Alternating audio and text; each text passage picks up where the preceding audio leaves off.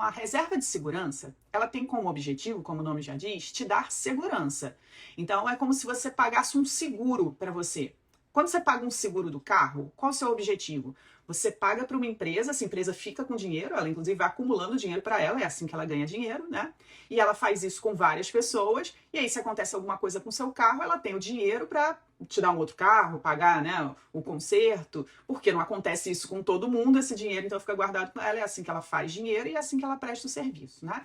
Então, quando você tem um seguro do carro, você sabe que todo mês você vai pagar, que você não vai ver aquele dinheiro de volta, mas que se acontecer alguma coisa que você precise, né, de um apoio financeiro para, né, contornar aquele prejuízo, esse dinheiro tá ali porque você paga o seguro todo mês, certo?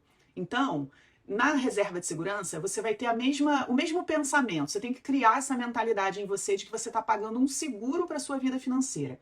Como assim um seguro para a minha vida financeira? Se acontecer alguma coisa que não estava visualizada na minha rota financeira, né? Então, é muito importante. A reserva de segurança é um mecanismo de proteção. Mas um outro mecanismo de proteção é você dominar muito bem a sua vida financeira. Porque tem gente que pergunta assim, Lu, a reserva de segurança serve então para os imprevistos?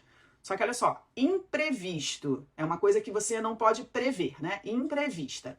Agora, tem muita gente que, por não dominar as finanças, não está prevendo nada. É porque prever é uma palavra que eu não gosto muito, porque na verdade na vida financeira a gente não prevê, a gente define. A gente visualiza antes, que é o pré-ver, mas as pessoas usam previsão como se fosse uma adivinhação, né? O pré-ver da vida financeira é você ver antes, é você definir.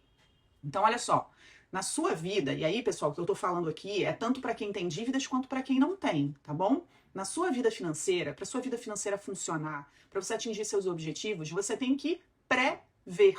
E esse pré-ver, como eu falei, não tem nada a ver com adivinhação. É você ver antes de acontecer. Como assim, Lu? Olha só.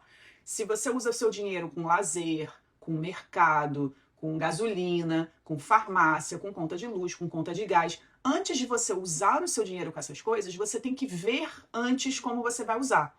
E esse ver, essa visualização, como eu falei no início da live, tem a ver com definição, com você literalmente botar no papel. Pode botar numa planilha também se quiser, mas papel já super resolve. E você definir, então, esse mês eu estou definindo, eu estou vendo antes, eu estou prevendo, né? Definindo que eu vou usar R$ 500 no máximo com lazer. R$ 600 no máximo com o mercado. Números aleatórios, tá?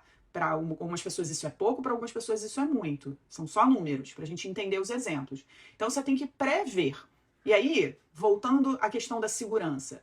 Quando você tem uma pré-visão, ou seja, quando você tem uma visualização, quando você tem uma definição na sua rota financeira, que é onde você define, né, de acordo com o método que eu ensino aqui, é onde você define como você vai usar o seu dinheiro mês a mês. Quando você tem essa pré-definição com muita clareza e sem mentiras, né, eu brinco que já dizia Renato Russo, mentir para si mesmo é sempre a pior mentira. Então, quando a gente tem uma definição sem mentiras, não, esse mês eu não vou nem sair, tô sem dinheiro, não vou nem sair. Aí quando o amigo chama, os colegas chamam, não, beleza, não vou gastar muito não. Aí estronda sem ter definido antes, sem ter pensado antes. Não tem problema nenhum você usar o seu dinheiro, você só precisa dizer para você mesmo como que você vai usar o seu dinheiro antes. E aí quando você faz isso, alguns imprevistos não são mais imprevistos. Porque, por exemplo, o meu animal de estimação ficou doente, foi um imprevisto. Não, não foi um imprevisto. Você tem um animal de estimação, a sua rota financeira precisa prever que todo mês você vai acabar usando um dinheiro com o seu animal de estimação, seja com ração ou seja com a saúde dele. E se de repente ele não ficar doente, a gente vai torcer para isso, esse dinheiro vai sobrar, vai poder ser usado com outra coisa. Então entende que quanto mais clareza a gente tem do uso do nosso dinheiro e as definições, as pré-visualizações da nossa rota financeira, mais a gente protege o nosso dinheiro e mais a gente faz o dinheiro sobrar. Porque aí quando as coisas vão bem, e na maioria das vezes vão bem, a gente é que se apega muito a ver só a parte negativa e quanto mais a gente não define nada para nossa vida financeira, mais parece que acontece problema e mais a gente só vê o negativo, então a gente tem uma impressão que só acontece problema, né?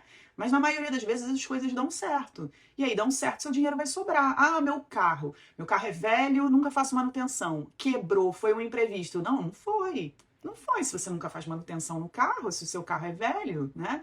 Se tem coisas que estão já antigas na sua casa, você tem que prever isso, porque alguma coisa vai quebrar. Então, quando a gente cria a nossa vida financeira, a nossa rota financeira, sem mentiras para nós mesmos e com bastante clareza, a gente já está criando uma segurança. Então, a reserva de segurança vai servir para aquelas coisas realmente imprevistas. Por exemplo, uma pandemia, né?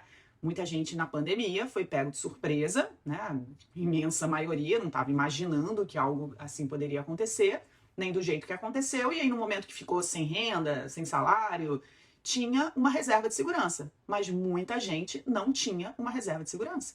E aí, sem ter uma reserva de segurança, mesmo que a sua vida financeira, mesmo que se a rota financeira tivesse muito bem estruturada, sem ter nenhuma reserva de segurança e ficando totalmente sem renda, a sua rota financeira não é capaz de suportar por muito tempo, né?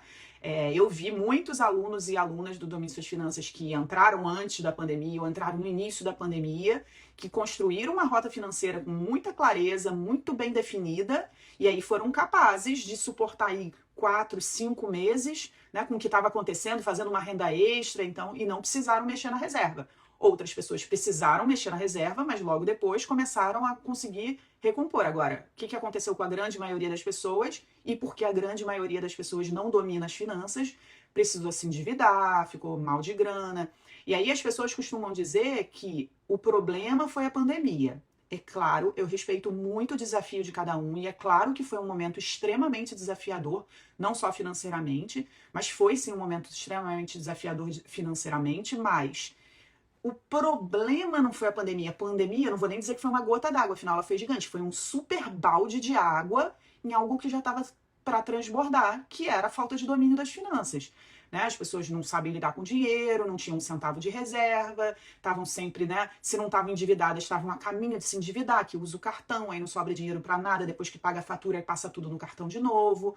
Então, o que aconteceu, na verdade, foi uma pedra gigante, né, de gelo, assim, imagina um negócio gigante dentro de um balde, não foi uma gota d'água a pandemia, mas o problema não foi a pandemia, o problema para a grande maioria das pessoas era essa falta de domínio das finanças, né, e eu falo isso por ter visto de perto muitos problemas serem resolvidos, tá? Mas então, voltando para a reserva de segurança, ela tem o objetivo de te dar segurança, não para imprevistos, não para os previstos da vida, mas para os reais imprevistos. E essa reserva de segurança, ela é como um seguro, então você paga para você mesmo todo início de mês. Imagina que você tivesse um seguro de um carro, você não paga um boleto no início do mês? Então, na reserva de segurança, você paga para você mesmo. Daí é que vem a expressão se pagar primeiro, tá? Se pagar primeiro é como se você estivesse pagando